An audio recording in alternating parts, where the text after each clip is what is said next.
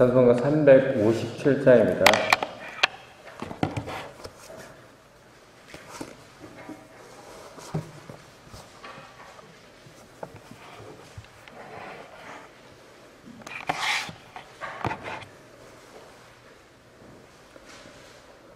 찬송가 357장입니다.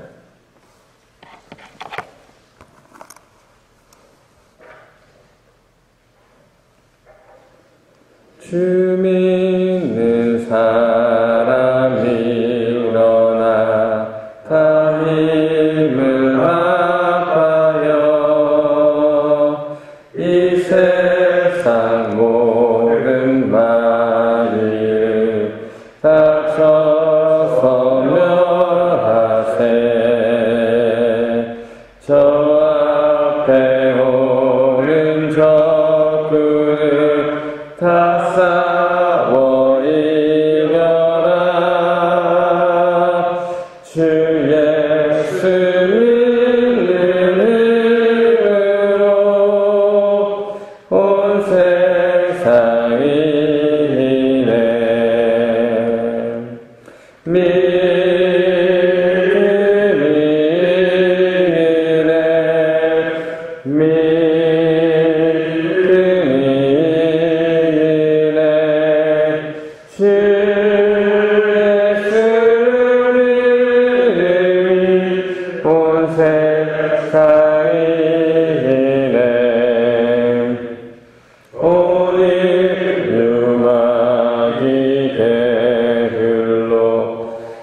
흔재에 빠진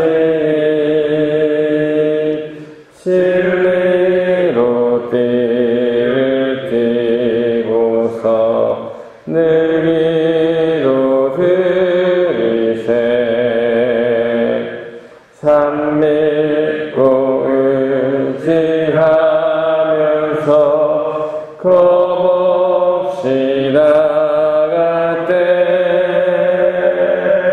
주 예수 이름으로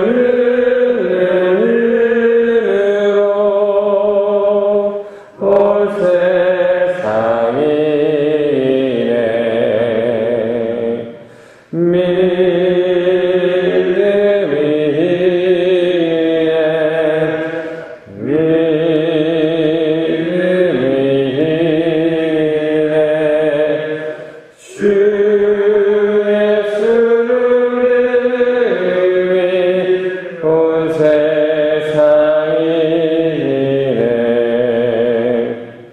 끝까지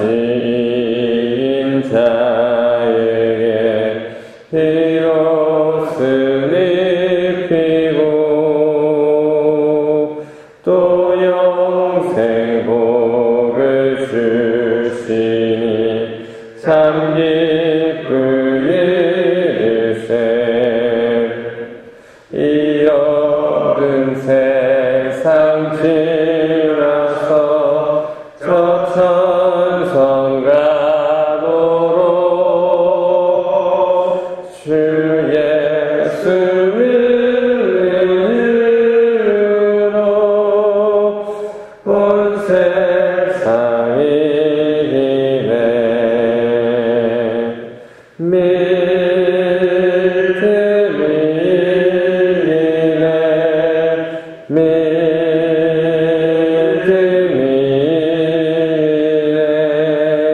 주 예수를 믿으니 온 세상이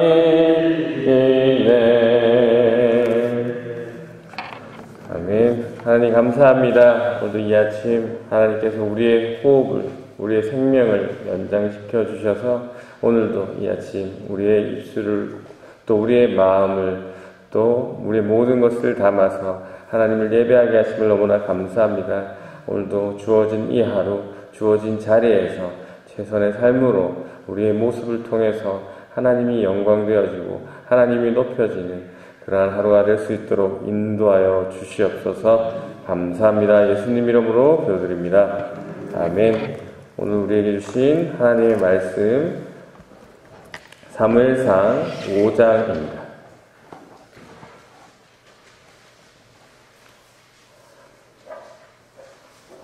사무엘상 5장 1절에서부터 12절까지 말씀입니다.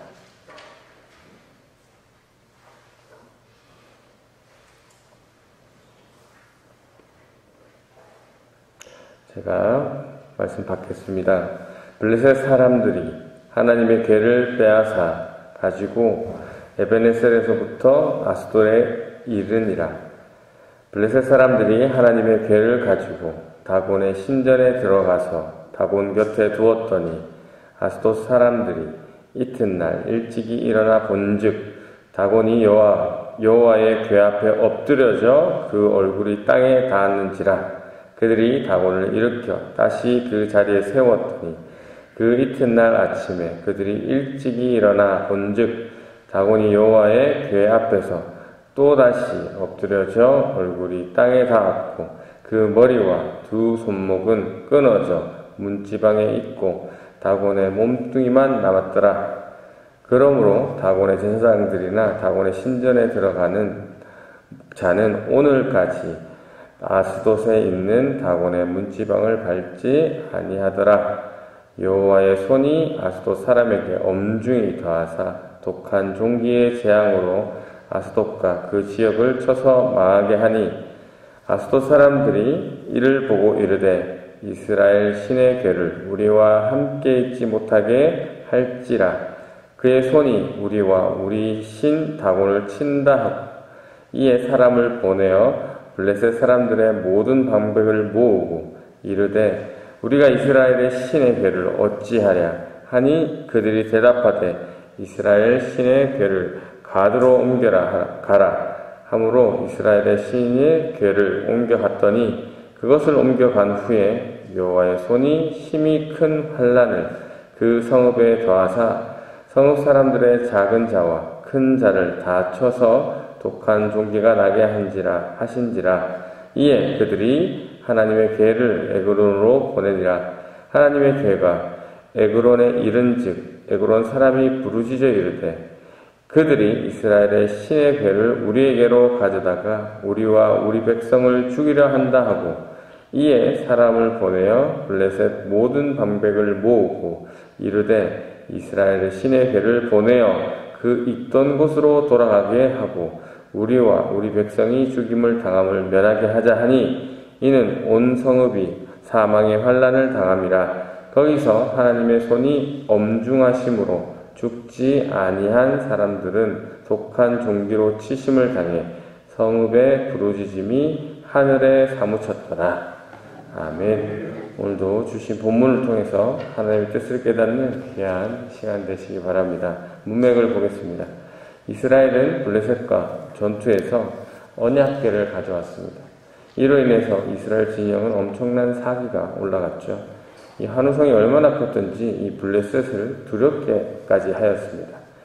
그러나 이 결론적으로는 이 전투에서 졌고 하나님의 궤를 빼앗겼고 또 이 전투에서 엘리의 두 아들 홈리와 비나스도 전사하고 그리고 하나님의 궤를 빼앗겼다는 소식을 듣고 엘리도 의자에서 뒤로 넘어져 죽고 그 다음 비나스의 아내가 있었는데 이 아내는 임신을 하고 있었는데 이 출산일이 다 되었을 즈음 이 남편과 또 시아버지 하나님의 궤도 빼앗겼다라는 이 소식을 듣고 자신의 아들의 이름을 이스라엘에서 영광이 떠났다라는 의미의 이가봇이라고 짓고 오늘 이어서 그 말씀입니다.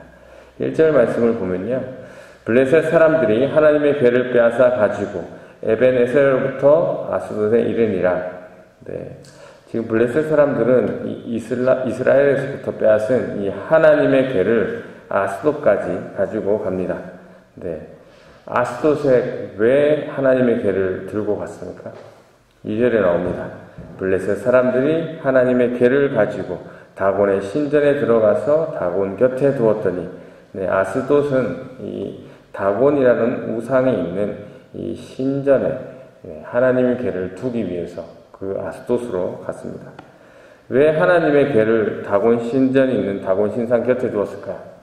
네, 전투에서 자신에게 승리를 가져다 준 이 다곤 신에게 감사의 의미로 그리고 또 이스라엘을 섬기는 이 여호와라는 신보다 자기들이 섬기는 이 다곤 신이 더 세다라는 그 의미로 그 가져온 전리품 같은 그 여호와의 궤를 그 옆에 두었습니다.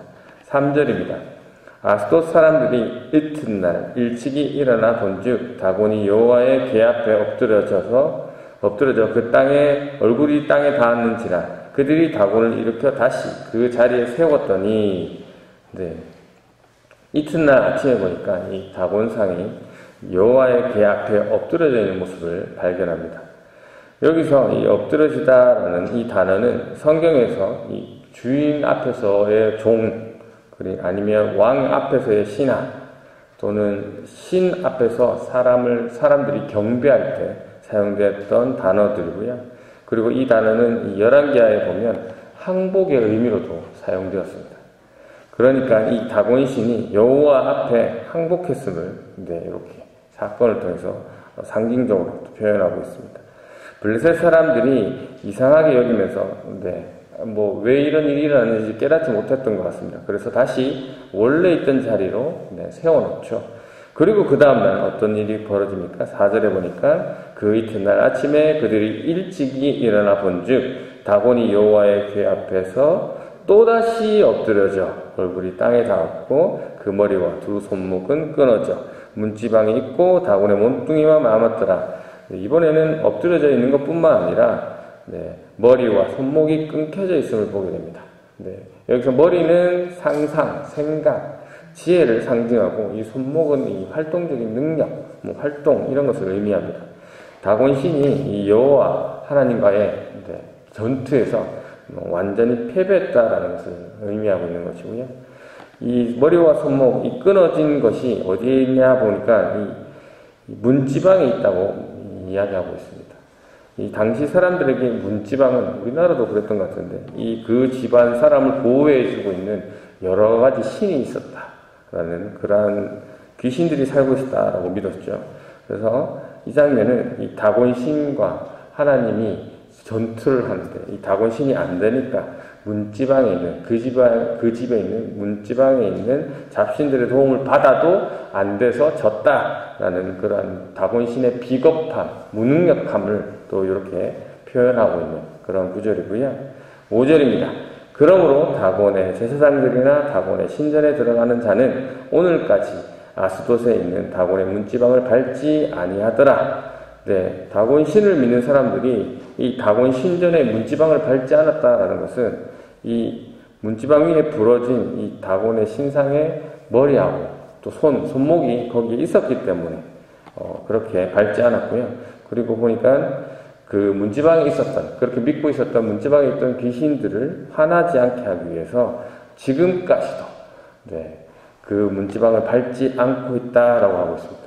지금까지라고 하면 이 사무엘서가 쓰여질 때였을 것이고 지금까지 그 문지방을 밟지 않았다라는 의미가 뭐냐면 실제로 그 일이 일어났다라는 것이죠. 역사적인 사건이면 그래서 그게 전통적으로 내려와서 그때 여호와의 계획에 졌다라는 것이 하나 그게 되어서 그 사건을 통해서 그 뒤에 제사장들이나 거기를 지나가는 모든 사람이 문지방을 밟지 않는 그러한 일이 생겼다. 그것이 오늘까지 일어났다라는 것을 역사적인 사건임을 말씀하고 있습니다.